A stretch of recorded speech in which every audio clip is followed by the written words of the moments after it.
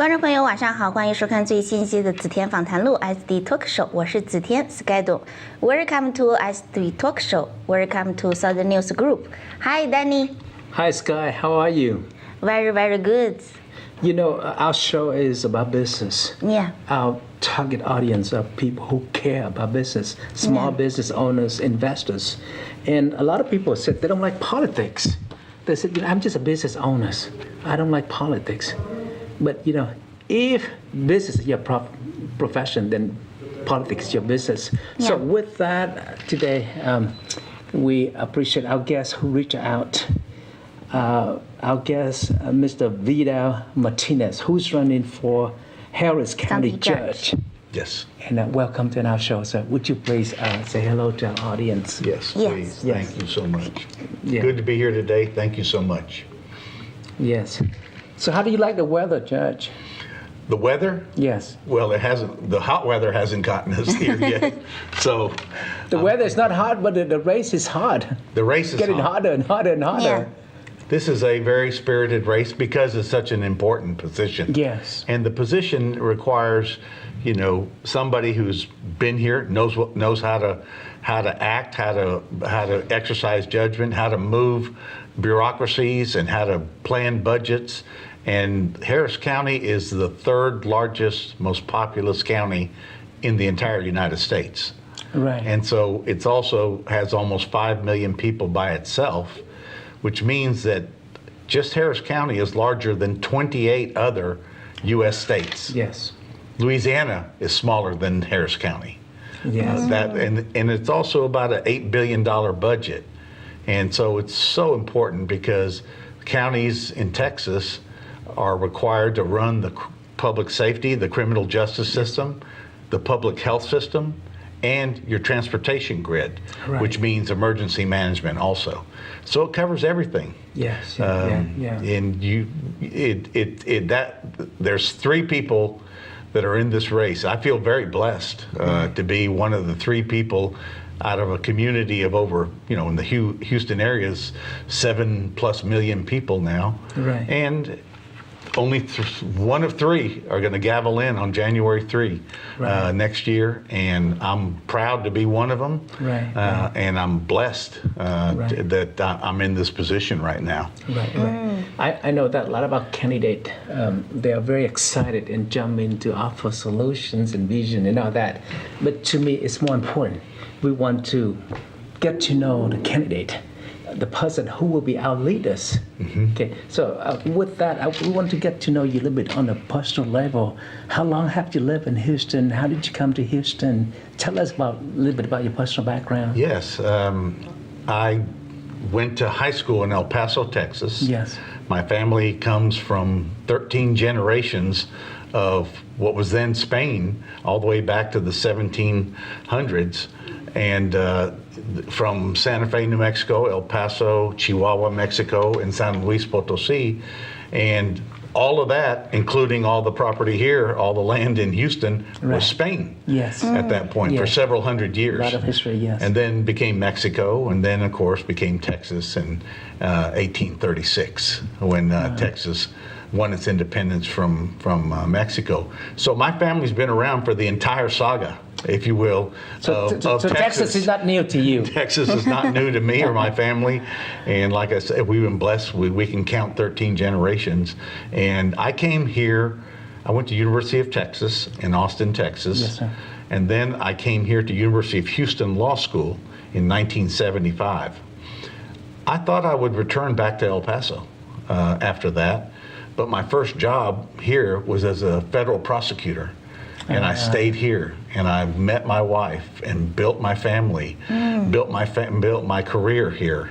For the last 44 years, Right. I've been in law practice here. I have my own law firm now, and we specialize in business law and in, interestingly enough, in these days, because it's relevant, into Foreign Corrupt Practices Act, Right. representation of companies ferreting out corruption around the world. And so it's I've been very blessed also in these last 47 years here, and I've had a chance to be a port commissioner. I've been on the Methodist Hospital Board for 30 years. I've been, like I said, a federal prosecutor and assistant U.S. attorney. I've been state bar chairman, where I was the first Latino elected statewide as the chairman of the State Bar of Texas, which was 90,000 lawyers. It was a one-year term. It was not a fun term. Okay, right. You don't want to be the head of 90,000 lawyers with an opinion on how to run the world. Okay, right. So, and I've been blessed also that I've been participating on our Greater Houston Partnership Board. Yes. And Since when?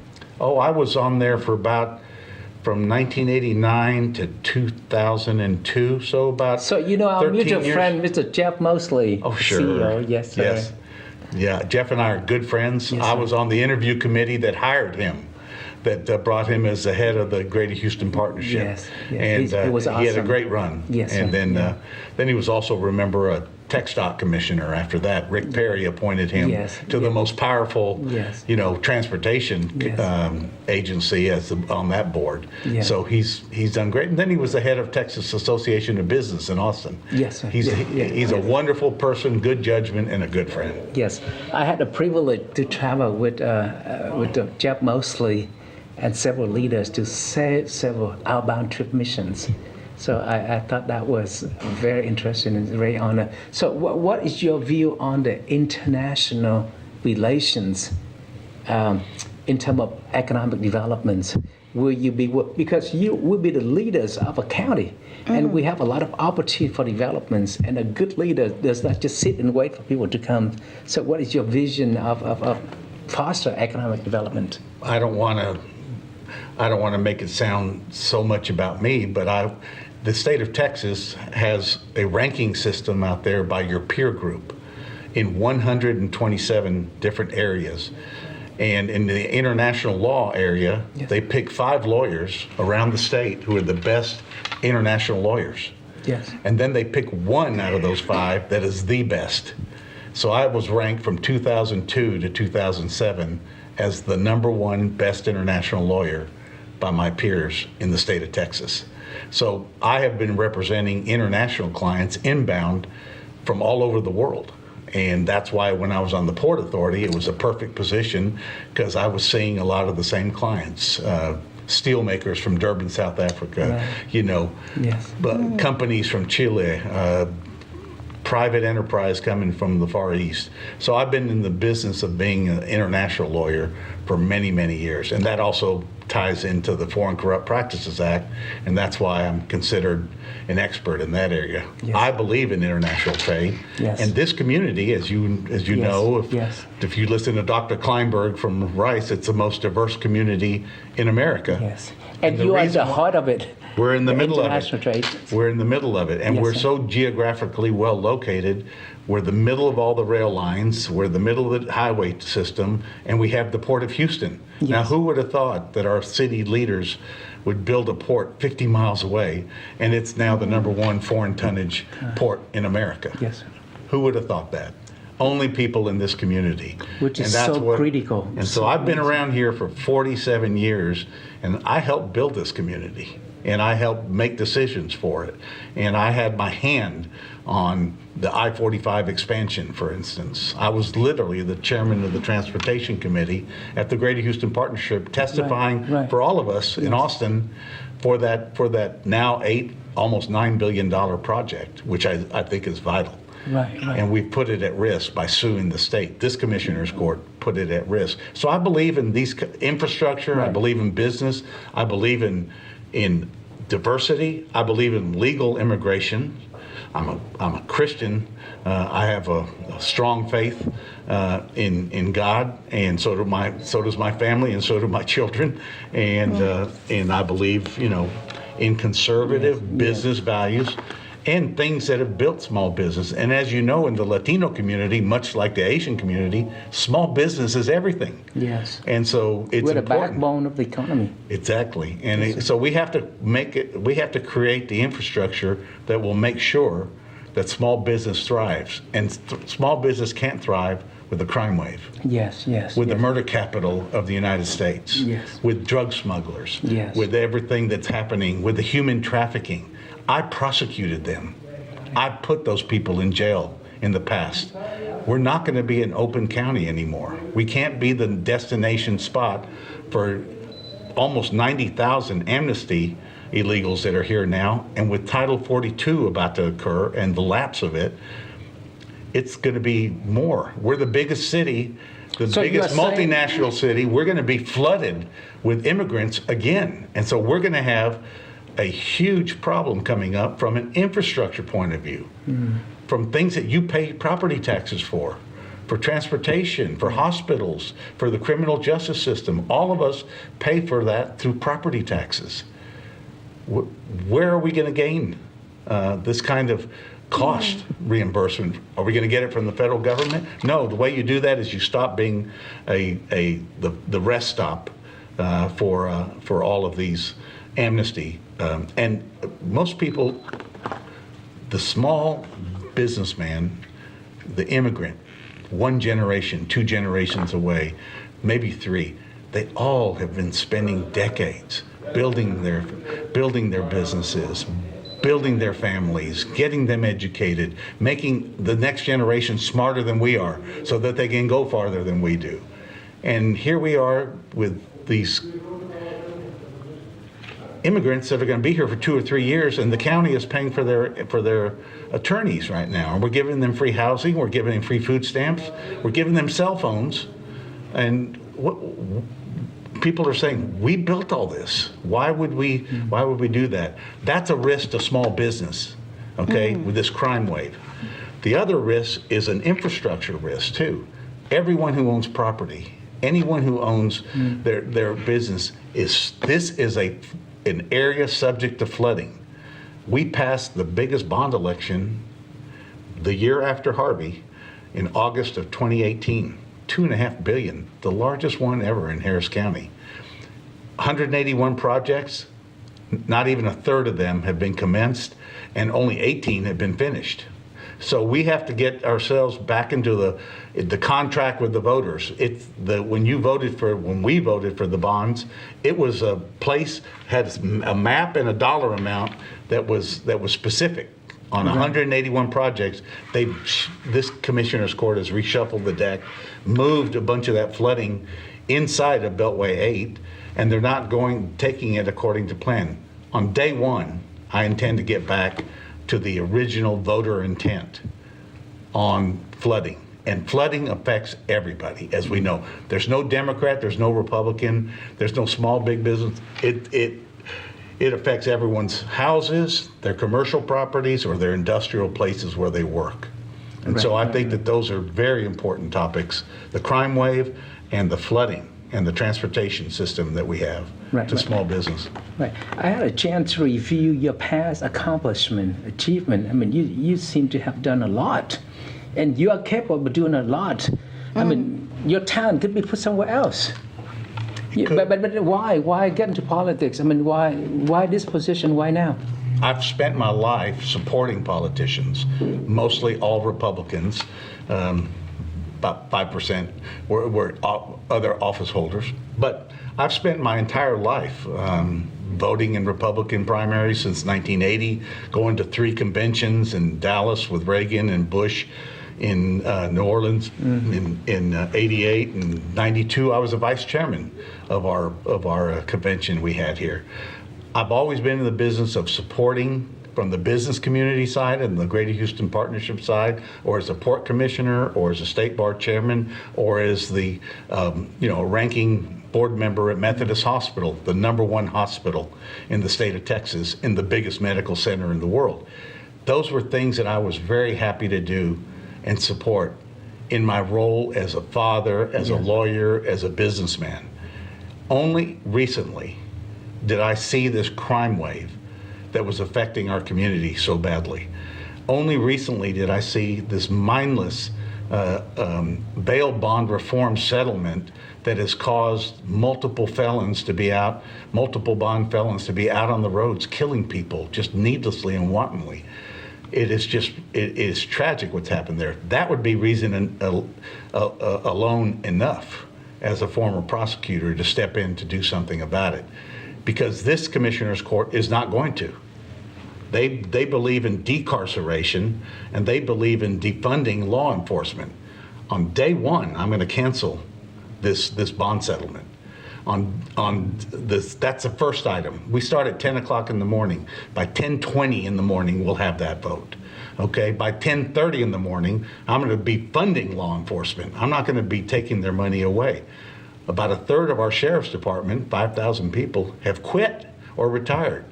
You can't stop the invasion of crime or the amnesty illegals if you don't have your workforce in place. The constables, we took their what they call their rollover money, and that was special money that they needed for the crime area, the crime spots in their areas. I'm going to give them back their money on the first day. That might be by 10:30 in the morning, okay? And then I'm going to get our transportation dollars by 11 o'clock in the morning, because I'm going to cancel the lawsuit that we filed against the state, because they handed us $8 billion check, and we turned around and sued them and said, no, we want to spend it a different way. And the state said, no, you have to spend it one way. And that's the way that we gave it to you over 20 or 30 years of analysis. So those are the things I'm going to do on the first day, and they affect our small businesses. Everything that I'm doing that day affects a family, a father, mother, grandmother, sister, brother, businessman. It affects everyone. And those are things that we're going to have a complete course correction on January 3rd. Right.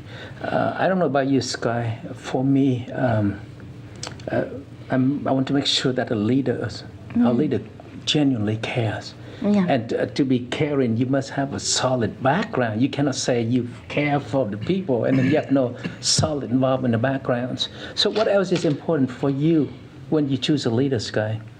I think for me, you just say really good. You care, brother, sister, families. Yes. So for you personally, I want to know, you are a really big leader. You're so busy. You have to balance, because here I look at he has a beautiful wife. Yes.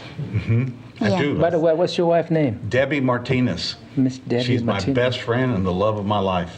And how long have you been married? And 18 years now. 18 years. And how many children do you have? Two. I have a 39-year-old son.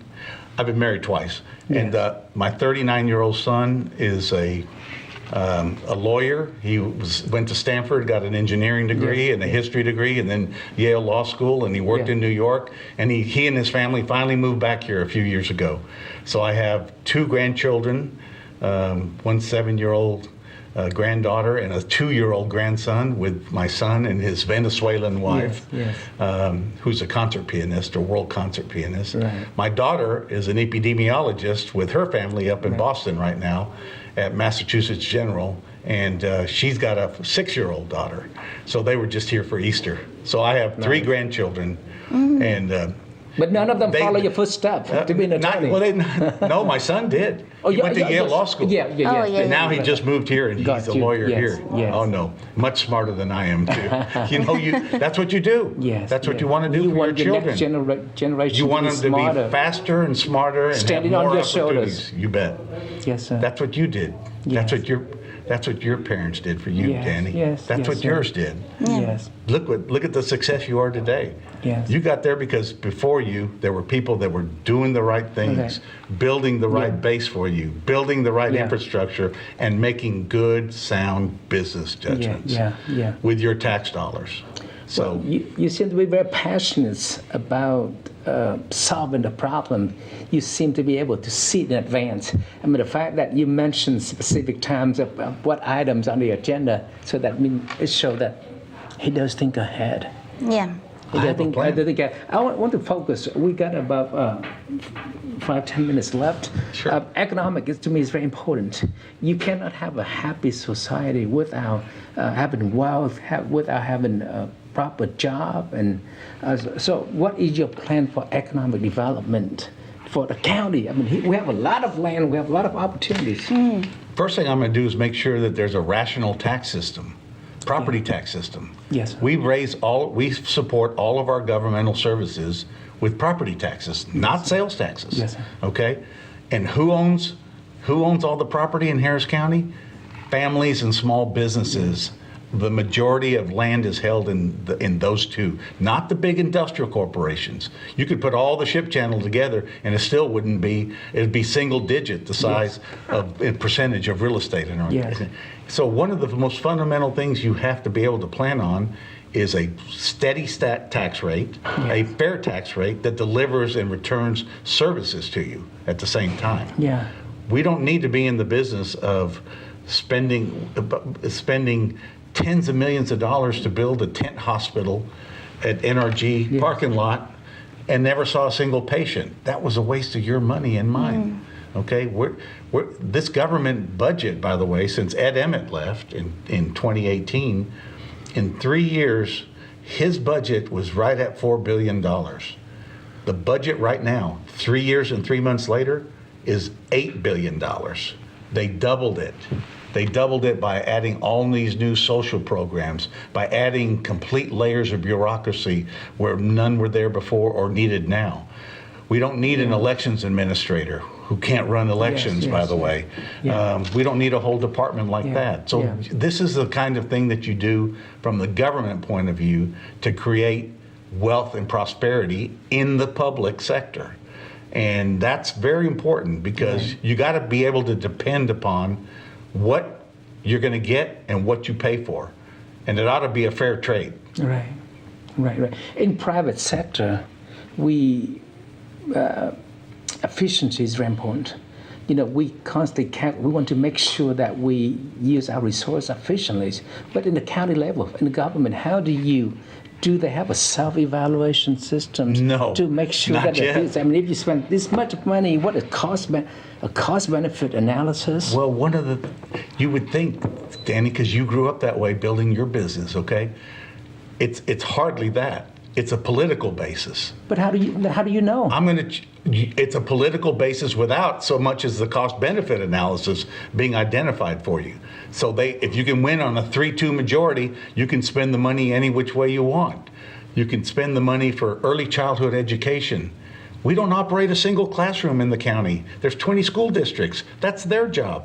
Why are we spending tens of millions of dollars on early childhood education? It's because they want to teach them their social left woke programs to our 5-year-olds and teach them all sorts of things about what they aren't and why they're oppressed. We don't do things like that anymore. I mean, and for instance, I'm going to take a review. When I gavel in on January 3rd, I'm also going to institute a review, a 4-year back review of all the vendor contracts. We're going to take a look at all of them and have them do just a basic performance audit on each one of those. It was about $20 billion worth now, okay? So, I mean, you just start adding those all together, and it's going to be a lot. But also, I'm going to be transparent on our vendor process. At the Port of Houston, at the Houston Community College, they tape all of their committee meetings where they're interviewing vendors and where they're evaluating vendors. They're very taped. Transparent. They're taped. And then at the Port of Houston, we always used to open up, all the bids were opened up at the same time with every vendor in the room right there in public on tape. That's the way you do it. Transparency. So you want the same practice. Yes. And I want to reduce our right now, I don't believe that we needed an $8 billion budget. I believe that there's a lot of things that we can pare down or eliminate and get it with if you talk to Ed Emmett, he'll tell you that the budget should have been with the cost of living and with population growth. Those are the two factors. It should have been just a little over $5 to $5.5 billion right now. Right. Instead, it's $8. That's our money. And that's how they want to spend it. So I'm going to be looking to get rid of those inefficiencies and get us back to the criminal justice system, public health system, and transportation only. No more social programs, no more overbloated bureaucracy, and we're going to start that on January 3rd. Right. I think we got about a few more minutes. So you have shared about the ideas of government responsibility, transparency, and other stuff. We don't have a lot of time left. Please allow me to be blunt. Key question: why are you different from the other person? I mean, why you? Well, In addition to, I've been here. I've driven every seat, in every area, whether it's criminal justice, public transportation, or public health.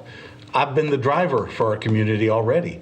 I'm the one that was leading the charge as a federal prosecutor or the state bar chairman. I'm the one on the number one hospital in the state of Texas on the Methodist board, providing this part. We have our hospital right here in Sugar Land that takes care of a lot of this world. So you have a proven track record. I've been in the seat in the transportation. I'm the guy that got us, was testifying for our community for that.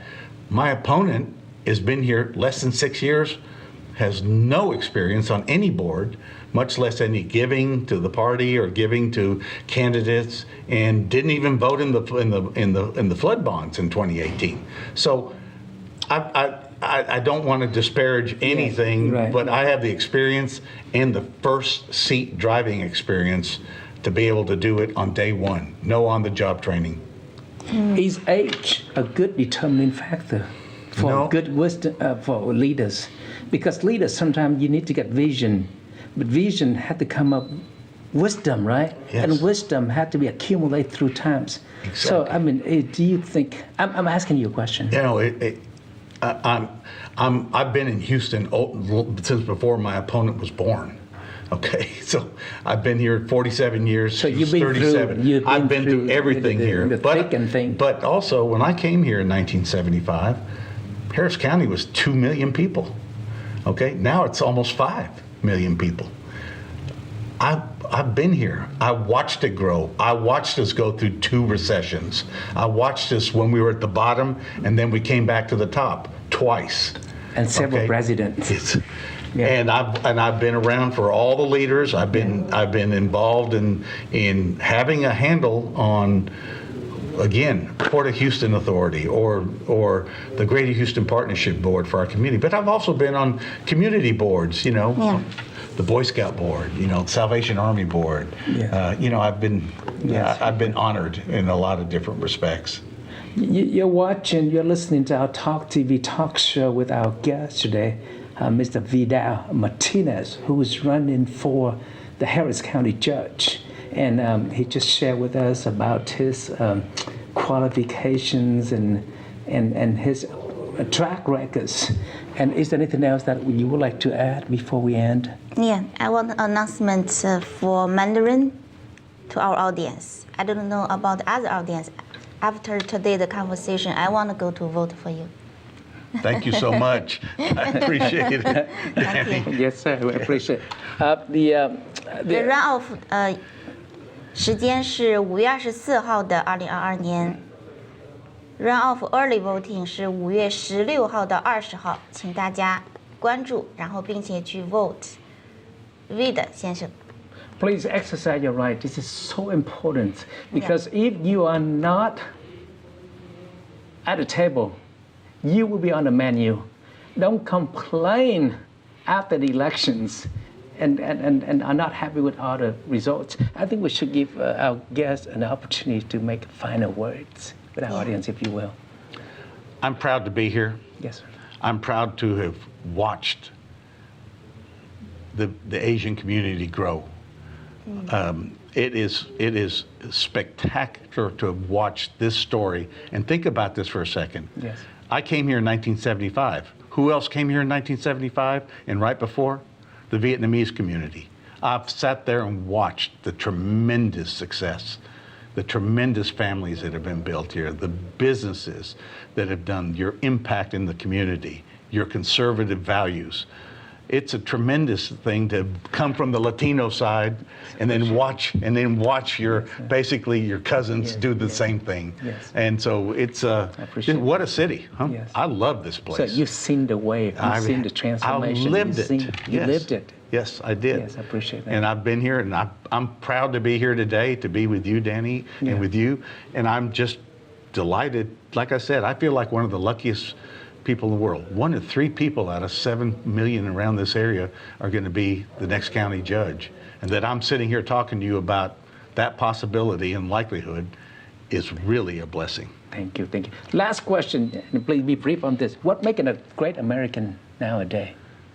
What makes a person a good American nowadays? Faith. The definition of American seems to change. Faith, family, and courage. That's what makes faith, family, and courage. That's the way I was brought up. That's the way my grandmother taught me. Faith, family, and courage. Thank you, Mr. Martinez. Appreciate you. Thank you. Thank you so much. You're welcome. Thank you. My pleasure. 这就是今天的子天访谈录 SD Talk Show. We see you next week. Yes, see you next week. Thank you. Don't forget to vote. Yeah.